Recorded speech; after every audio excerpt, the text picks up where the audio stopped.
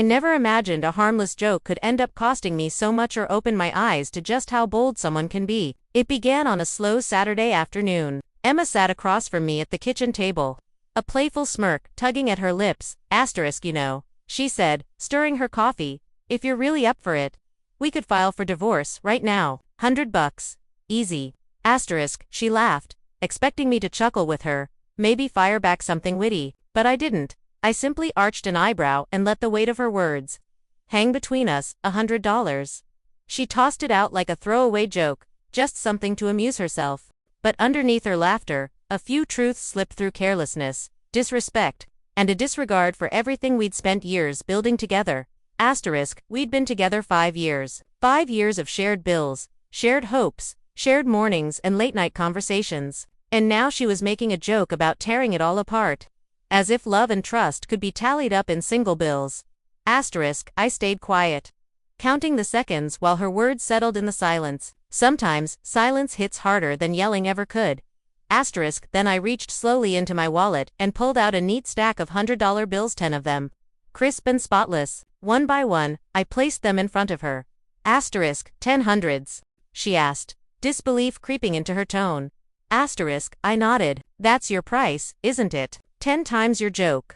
Her grin disappeared. The laughter drained from her face, replaced with hesitation, maybe even a spark of fear. I could see her mind working, measuring those bills against the commitment she'd always treated lightly.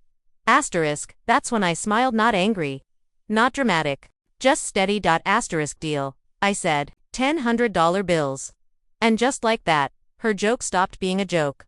This wasn't about the money. It was about boundaries, about respect, about reminding her that some things in a relationship aren't cheap entertainment. Emma froze, staring at the stack of cash. The teasing side of her, the one that constantly pushed Lina's. She blinked, swallowed hard, and tried to brush it off with a shaky laugh. You're unbelievable, she muttered, half laughing, half unsure. But the cracks were already showing. We had been dodging this issue for months.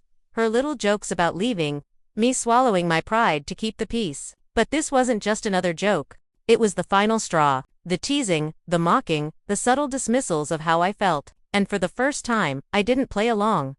The room grew quiet, except for the faint ticking of the wall clock. I could feel her tension, her shifting in her seat, her restless hands. She had always been the one pushing boundaries, assuming I'd follow her steps.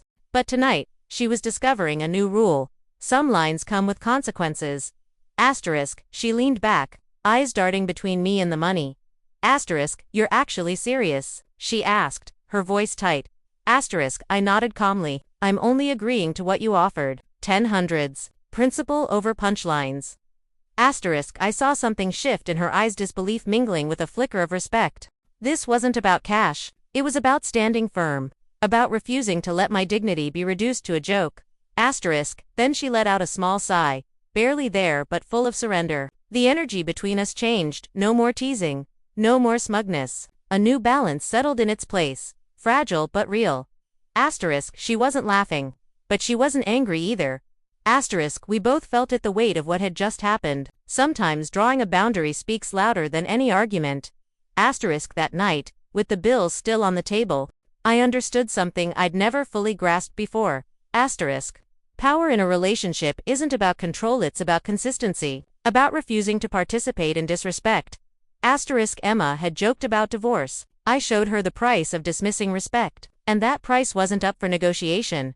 The next morning, Emma moved differently. There was caution in the way she walked, in the way she spoke. The carefree, sarcastic woman from the day before was gone. In her place was someone who understood exactly where the line had been drawn. She didn't joke over breakfast. No sarcastic comments. She simply sipped her coffee, avoided my eyes for a moment, then looked up with a quiet nod of acknowledgement, no words needed. Those 10 bills weren't about cost, they were about understanding. About valuing someone's dignity instead of turning it into entertainment. By mid-morning, she finally spoke. Her voice soft, steady. I didn't realize how serious you were. I nodded, letting the meaning settle. This wasn't about shaming her, it was about resetting the tone. About making sure respect wasn't optional. The rest of the day passed quietly but full of unspoken meaning. Every look, every gesture carried a new awareness. She tested me once, a small half-smile, as if trying to see if I'd slip back into old habits. I didn't, I held my ground. Asterisk, what used to be a throwaway moment, now mattered, and she understood that. Asterisk, by evening, the tension eased, replaced with something gentler, respect. Real, cautious, respect. Asterisk, Emma didn't need to say anything. Her behavior made everything clear. We had crossed a line, and the balance had shifted, not through yelling, not through threats, but through quiet firmness. 10 hundreds on the table. And the joke was no longer hers to control. Asterisk, later that night, I thought about everything that had happened. Respect in a relationship doesn't always come from compromise or yielding. Sometimes it comes from standing firm. From letting silence speak where laughter used to hide hurt. Asterisk, Emma had laughed when she talked about leaving, but by calmly laying down those 10 bills, I reclaimed something far more valuable than money. My respect, my balance, my sense of self. Asterisk, for the first time in a long time, I felt seen, truly seen. Not because I argued, not because I raised my voice, but because I held my boundary and refused to let my dignity be shrugged off ever again. Asterisk.